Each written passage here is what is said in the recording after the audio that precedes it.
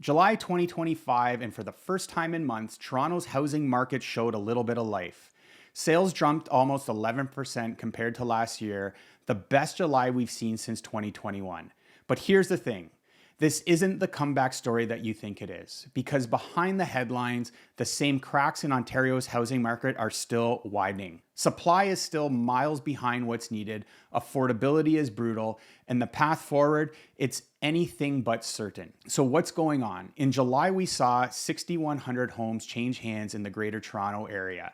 That's up 10.9% from last year on paper. That sounds like a boom, but listings also rose 5.7%, and prices, they've barely moved. The average GTA home sold for about $1.09 million, up just 1.1% from last July. Now, if you've been following Ontario's real estate, you know we've been in a little bit of a deep freeze. High interest rates, tougher mortgage stress tests, and the cost of living squeeze have kept a lot of buyers on the sidelines. Part of this July lift is seasonal. More people tend to buy in the summer, and part of it is rate. The Bank of Canada has already cut multiple times this year, and more cuts are expected.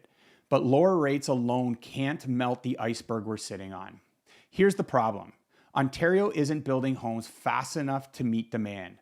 The province promised 1.5 million new homes by 2031, which means we would need to start building over 125,000 homes every year.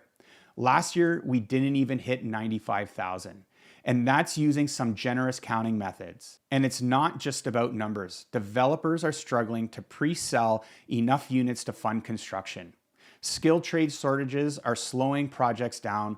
Municipal red tape is adding delays and costs. And for the average buyer, even with small rate cuts, qualifying for a mortgage is still a battle. So yes, July looks better than the months before it, but it is still the start of a recovery, or just a blip before things get worse. Because in the next part of this video, we're going to unpack the hard truth the headlines aren't telling you, and why Ontario's housing crisis isn't going anywhere soon. All right, let's pull back the curtain on that July sales bump, because the truth is, it's sitting on top of the market that's still a shaky ground. Yes, 6,100 homes in July is solid compared to last year, but that's still low pre-pandemic levels.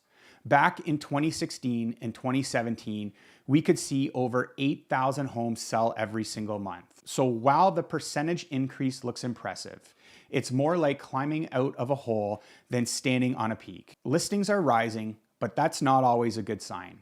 In many cases, it's because people need to sell. Mortgage renewals at higher rates, rising property taxes, and stubborn inflation are forcing some homeowners to test the market. And prices, the average GTA home price in July was about $1.09 million, up just 1.1% from last year, still tens of thousands of dollars below the 2022 peak. Adjust for inflation, and we're even further down. The core issue has not changed. Ontario is not building enough homes. The government's target of 1.5 million new homes by 2031, that's about 125,000 starts per year. Last year, we hit just shy of 95,000. Even with optimistic projections, we're on track to fall hundreds of thousands short. Developers are facing a triple threat: higher construction costs, expensive financing, and a weak pre-construction sales.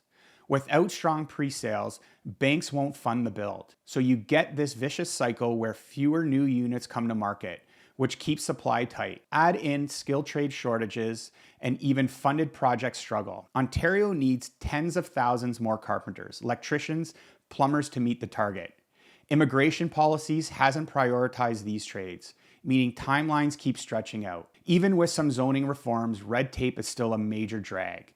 In some municipalities, a developer who wants to turn a duplex into a fourplex gets reclassified as an apartment building, triggering thousands in fees and months of extra approvals. Multiply that across dozens of cities and you start to see why the progress isn't happening. And while the province has tried to fast-track certain projects, there's still pushback from municipalities, heritage boards, and residents. Everyone agrees housing is a crisis, but when it is in their neighborhood, the brakes come on. Even if we could magically add tens of thousands of homes tomorrow, the affordability crisis is still here. Rate cuts help, but they don't erase the fact that buyers need to qualify at the stress test, which right now is over 6%. That knocks a lot of first-time homebuyers right out of the running. Let's put it into numbers. The median household income in Toronto is around $90,000. With today's stress tests and 20% down, the household can afford a $650,000 home. The average home price, well, that's over $1 million. That's a gap of almost $400,000. And no interest rate tweak is bridging that overnight. Even with recent price drops, some GTA markets are down 20% from the peak. The ratio of prices to income is still historically high. People simply can't buy what's available. The combination of underbuilding, regulatory delays, skilled labor shortages, and high qualification thresholds mean that Ontario's housing shortage isn't a temporary blip. It's structural. And unless those fundamentals change, we could be talking about this same crisis 5 years from now, even if sales and prices bounce in the short term. So where does that leave us? We have a July sales bump that looks good in the headlines, but the deeper number tells the stories of the market that is still locked in place. And next, we'll look at what, if anything, can actually turn this ship around and whether there's a real hope for buyers in the next few years. July's numbers prove the market isn't dead, but it's not healthy either. Think of it as a patient whose fever's dropped for a day, but the infection is still there. The forces is what's keeping Ontario's market in crisis. Underbuilding, red tape, labor shortages, and affordability barriers are deeply noted and slow to change. To move the needle, Ontario needs to hit its actual target, not just announce them. That means fast-tracking approvals, cutting unnecessary fees, and making mid-density housing, things like triplexes and fourplexes, easier to build in more neighborhoods. It also means investing in skilled trades training and tweaking immigration programs to actively bring more construction workers, not just tech talent. Without people to physically build the homes, the best policy in the world is just paper. On the affordability side, it's more than just rate cuts.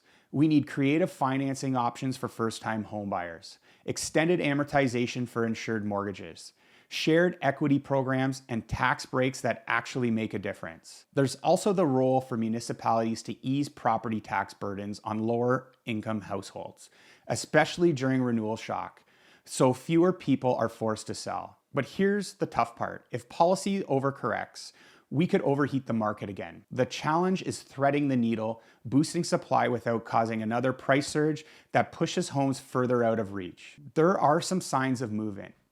Zoning reform bills are on the table. Funding for infrastructure is being tied to housing starts, and developers are slowly returning to the table as borrowing costs ease. But all of this takes time, and that's the one thing that a lot of buyers and sellers feel like they're running out of. So yes, July numbers were a bright spot, but a single sunny day doesn't end a long winter.